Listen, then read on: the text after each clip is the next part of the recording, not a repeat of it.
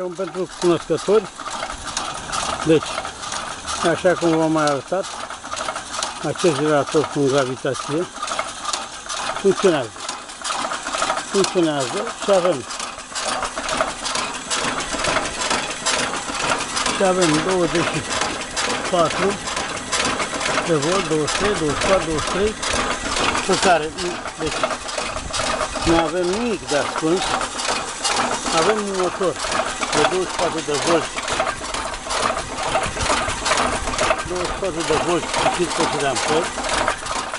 Avem o volantă, avem un motor și avem o baterie. O baterie 80 de amperi. Această baterie are în jur de 10 volți.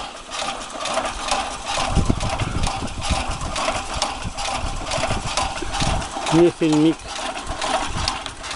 deci nu e nimic de ascuns. Tot ce vedeți este pură realitate. Pură realitate. Încercăm să demonstrăm că gravitația poate produce curent. Avem un motor de 12 volți, avem două greutăți, avem un motor dinam și avem un aparat de măsurare a tensiunii, care arată în baterie avem 10 amperi pe care o măsurăm imediat. Oprim motorul.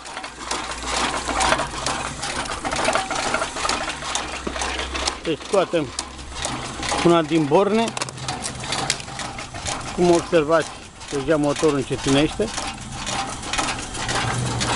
Încercăm să măsurăm bateria la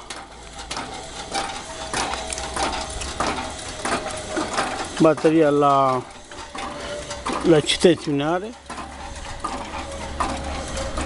Vedem că are 10 și 16. Ca să nu credeți că vă putem păcăli, încercăm să punem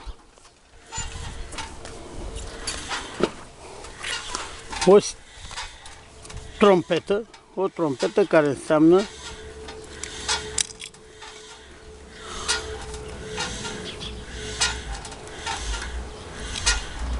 și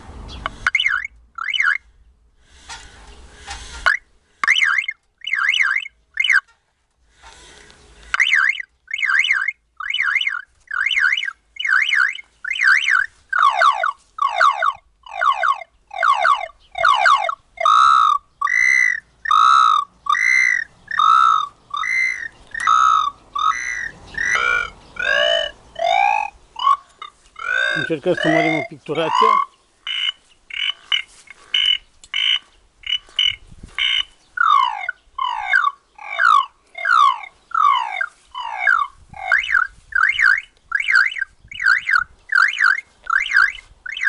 Deci, zgomotele sunt făcute de această sirenă.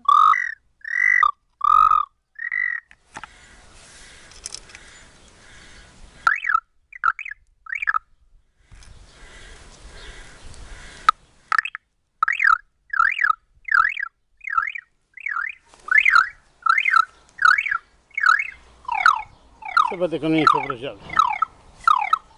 Și încercăm să-l pornim din nou. Îl acționăm cu o forță. Nu-i perpetul mobil.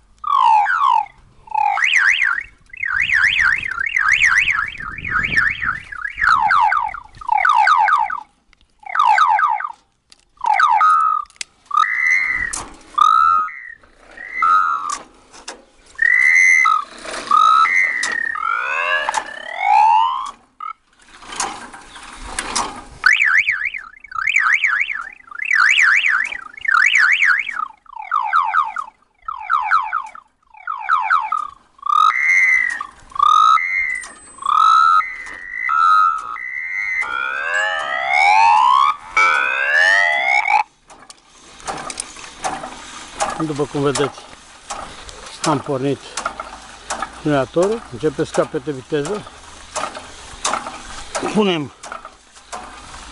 Măsurăm încă o dată să vedem tensiunea la baterii. Nu e nimic de ascuns. Încercăm, da.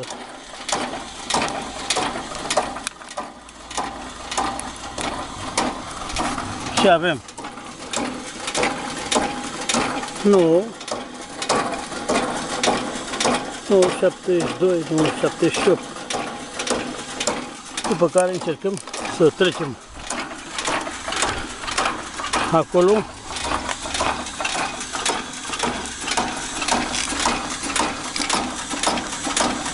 și vedem acum la ieșire cât avem. Deci am curentat și avem 22, 21, deci după ce vă uitați, mai repetăm o dată, să vedeți că nu e nimic de ascuns. 22, a căpătat viteză.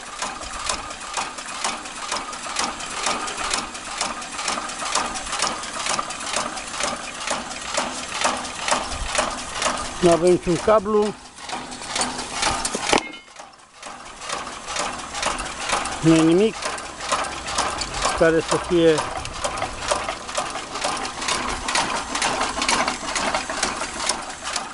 aceasta este sirena care are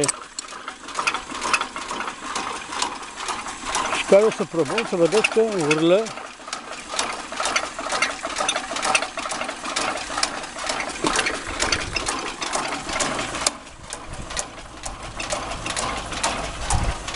Normal, ziua avem două panouri fotovoltaice care încarcă bateria și noaptea putem să lăsăm acest generator să funcționeze și să producă curent.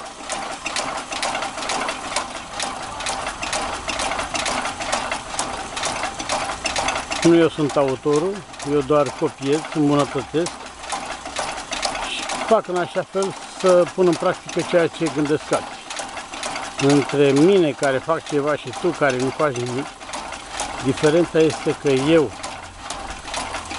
îmi dau seama dacă am greșit, dar tu nu vei da seama niciodată dacă ai greșit sau nu ai greșit.